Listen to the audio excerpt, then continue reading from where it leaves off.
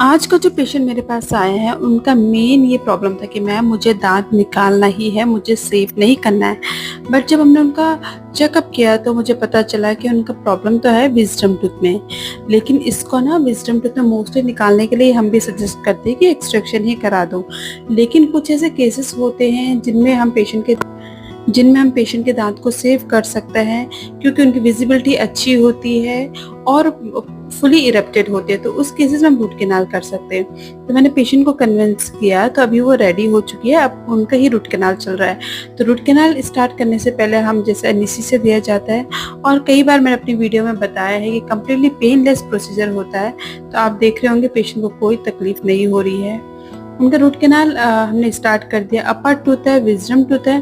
थोड़ा सा विजिबिलिटी का इशू तो हम लोगों को हो जाता है, क्योंकि इतना डायरेक्ट विजन नहीं होता है, इनडायरेक्टली हमको देखना पड़ता है, बट फिर भी हो जाता है क्योंकि माउथ में अच्छे से दांत इरप्टेड है। तो हम कोशिश करते हैं कि दांत को सेव करे जाए। दूसरी इंपॉर्टेंट बात ये होती है कि अगर उस दांत के अपोजिट टूथ यानी कि नीचे वाले दांत विज़डम टूथ प्रेजेंट है, तो भी हम नहीं निकालते, क्योंकि दोनों दांत आपस में बाइट करते हैं। अगर हमने एक दांत निकाल दिया तो नीचे वाले दांत पे भी प्रॉब्लम स्टार्ट हो जाएगी। इसलिए भी सेव करने का ये रीज़न होता है, जिससे क्या होता है पेशेंट को प्रॉब्लम हो जाती है।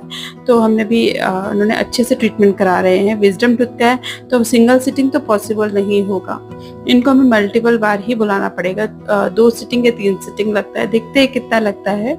तो अभी तो इनका फर्स्ट सिटिंग ही है और कम्प्लीटली पेनलेस प्रोसीजर है। जैसे कि आप देख रहे हो, पेशेंट को कुछ भी प्रॉब्लम नहीं हो रहा, आराम से वो अपना माउथ ओपन करके रखते हैं। इतना थोड़ा सा लगता है पेशेंट को कि माउथ ओपन करने में जितना प्रॉब्लम होता है ना, वही प्रॉब्लम होता है, बाकी उसके अलावा कोई प्रॉब्लम नहीं होता है। अब माउथ तो ओपन करना ही पड़ेगा जब रूट कैनाल कर रहे हैं, बट उसके अलावा कुछ ऐसे पेशेंट को पेन वगैरह कुछ नहीं होता है। कई बार मुझे कमेंट आते हैं और कहते हैं कि मैम हमें तो रूट कैनाल में बहुत पेन हुआ और इतना पेन हुआ कि हम दोबारा डेंटिस्ट के पास गए नहीं। कंप्लीटली देखिए ना, जितने भी रूट कैनाल्स मैं करती हूँ कंप्लीटली पेनलेस प्रोसीजर है, इसमें पेशेंट को कोई भी पेन नहीं होता है।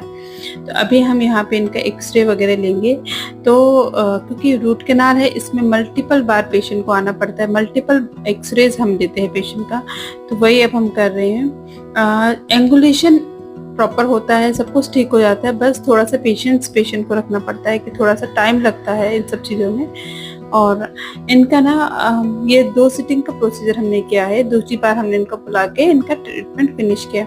अगर आप भी घबरा रहे हो कि आपका रूट कैनाल है और क्या करें, आपको प्रॉब्लम हो रही है, तो आप एक बार ट्राई कर सकते हो रूट कैनाल दांत को सेव करने का। एंड